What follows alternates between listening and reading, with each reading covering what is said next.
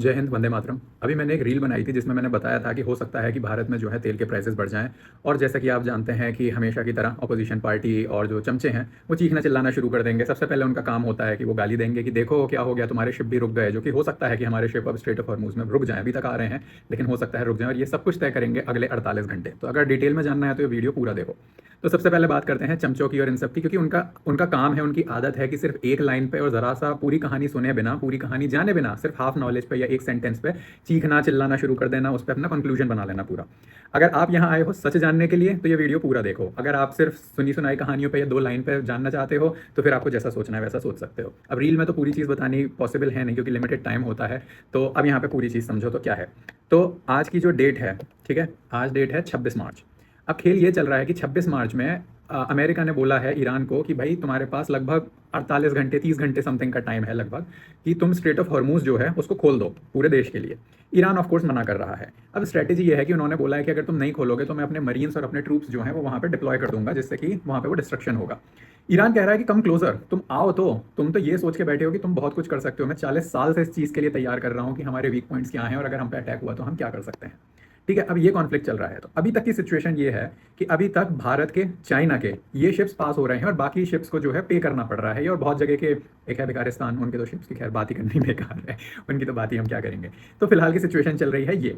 अब यूएसए का ये अल्टीमेटम देने के बाद कि तुम वो खोल दो वरना हम तुम पे अटैक करेंगे, अब इससे होने क्या वाला है, दो चीज़ें हैं। अगले लगभग 30 से 48 घंटे आप पूरे देश की डेस्टिनी डिसाइड करेंगे। जो अमेरिका अगर इस चीज़ में से बैकआउट हो गया कि हाँ ठीक है, तो ये चीज़ यहीं की यहीं रुक जाएगी। अगर ऐसा नहीं होता है और वो ये अपनी चीज़ ईगो पे ले जाता है और वो वहाँ पे अटैक करता है, तो आप जानते हो ईरान के पास कोई बहुत प्रिसीजन चीज़ें तो है नहीं। ठीक है, मिसाइल्स जो हैं, मिसाइल्स बहुत हैं, 4 हथियार के बदले 4 हथियार हैं, लेकिन बहुत गाइडेड और प्रिसीजन नहीं है। तो वो आसपास के एलाय देशों पर और हर जगह पर ताबड़तोड़ हमले करेगा।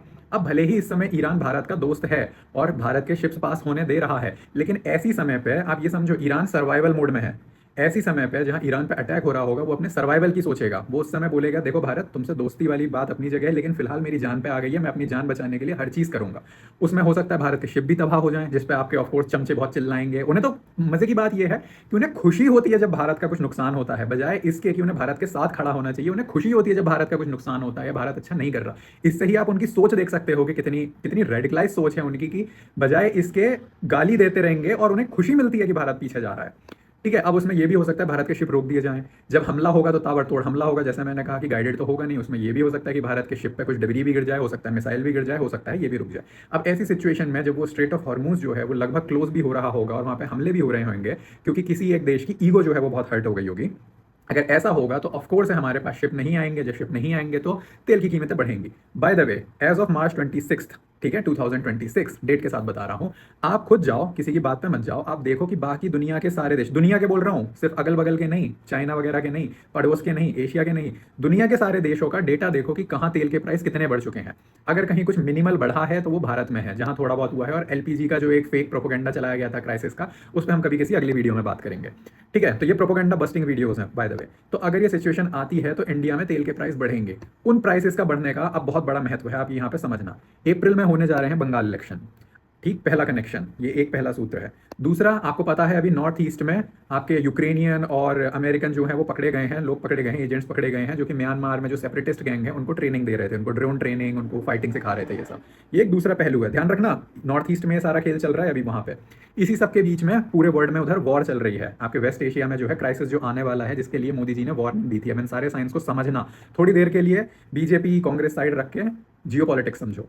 आपके इलेक्शंस सर पे हैं, आपके इधर वॉर चल रही है। यहाँ पे ऐसे में अगर तेल की क्राइसिस हो जाती है, ऑपोजिशन इसको 100% प्रोपोगेट करेगी, इसका प्रोपोगेंडा फैलाएगी कि तुम्हारी सरकार देखो कितनी बेकार है। जबकि आप सिचुएशन समझो, अब तक यारी दोस्ती में आने दिया जा रहा था, लेकिन अब जब उसके सर्वाइवल की बात है, जब वो तेल उस पर हमले हो रहे हैं, तो वो आपका तेल पास होने देगा या पहले अपना सर्वाइवल देखेगा।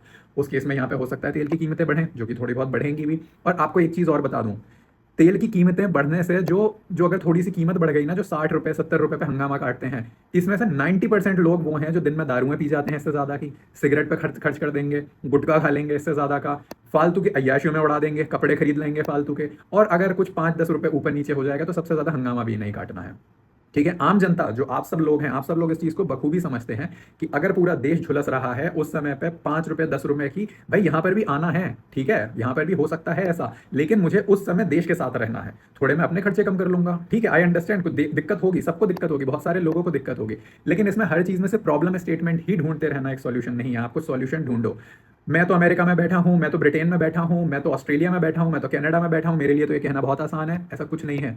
हर जगह पे लोग बैठे हुए हैं, सबके लिए दिक्कतें हैं, यहाँ की अलग दिक्कतें हैं, वहाँ की अलग दिक्कतें हैं, सबकी अलग अलग दिक्कतें हैं। तो don't be a problem guy, always be A solution oriented person. Problem में सॉल्यूशन ढूंढो, सिर्फ कंप्लेन करते रहने से कुछ नहीं होगा।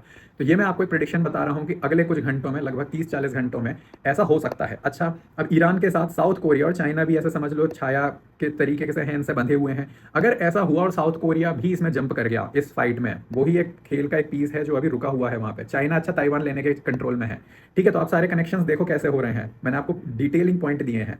म्यांमार के पास नॉर्थ ईस्ट बॉर्डर में इंसर्जेंसी हो सकती है, ठीक, आपके इलेक्शंस बंगाल में सर पे हैं, वर्ल्ड में वॉर चल रही है, यहाँ पे हो सकता है आपके तेल की कीमतें बढ़ जाएं, जिसको प्रोपोगेट किया जाएगा, प्रोपोगंडा फैलाया जाएगा और मोदी को और सरकार को गालियां दी जाएंगी।